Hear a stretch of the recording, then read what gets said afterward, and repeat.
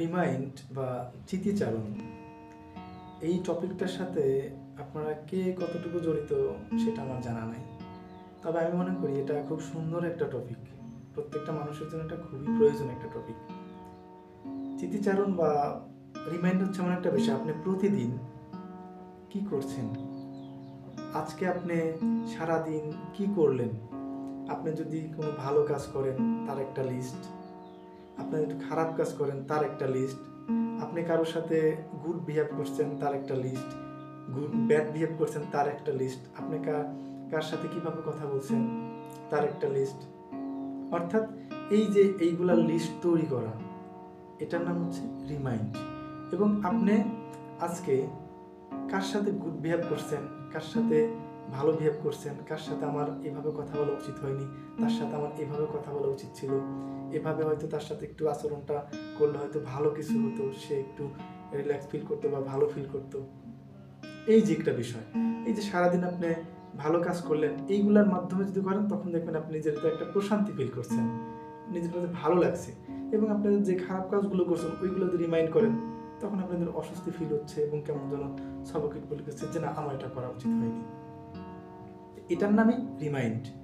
তো প্রত্যেকটা মানুষের উচিত এই রিমাইন্ড করা প্রত্যেক দিন। আপনার প্রত্যেক দিন যদি সম্ভব না হয় তাহলে পরে এক সপ্তাহ বা এক মাস পরে একটা সময় নেবেন, 10 থেকে 15 মিনিট। এই সময়টা একদম আপনার একান্তই নিজেকে ভালো মতন রিপ্রেজেন্ট করবেন যে আমি কোথায় কি করছি, কোথায় কি কাজ করছি, বা কার সাথে গুড বিহেভ করছি বা ব্যাড বিহেভ করছি, খারাপ আচরণ করছি, এইগুলাকে আপনি উপলব্ধি করতে থাকবেন। উপলব্ধি করতে করতে এর ভেতর থেকে আপনি যে খারাপ কাজ করলেন ওইগুলো আস্তে আস্তে আস্তে আস্তে রিমুভ করার ট্রাই করবেন, যে এই বিহেভগুলো আমার বা এই কাজগুলো আমার রিমুভ করা উচিত, বা আপনি যে ভালো কাজগুলো করছেন এইগুলো আমার আস্তে আস্তে ইনক্রিজ করা উচিত। তাহলে ভালো কাজ ইনক্রিজ হলে আপনি দেখবেন অটোমেটিক্যালি নিজের প্রশান্তি খুঁজে পাচ্ছেন এবং আত্মতুষ্টি বা আত্মোপলব্ধি আপনার ভিতরে ভালো জাগ্রত হচ্ছে, পজিটিভ থিঙ্কিংগুলো আপনার ভিতরে আস্তে আস্তে ক্রিয়েট হচ্ছে। এটার নাম হচ্ছে রিমাইন্ড গেম।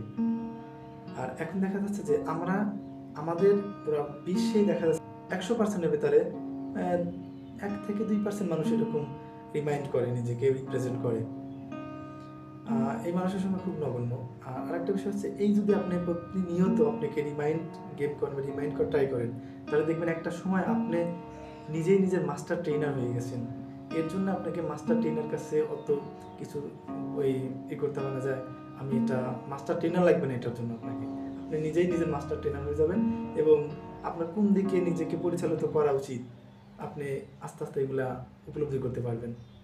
আর যেটা আপনার নিজের জন্য মঙ্গলজনক, সমাজের জন্য মঙ্গলজনক এবং আমাদের এই সারা বিশ্বে বা পৃথিবীর জন্য মঙ্গলজনক।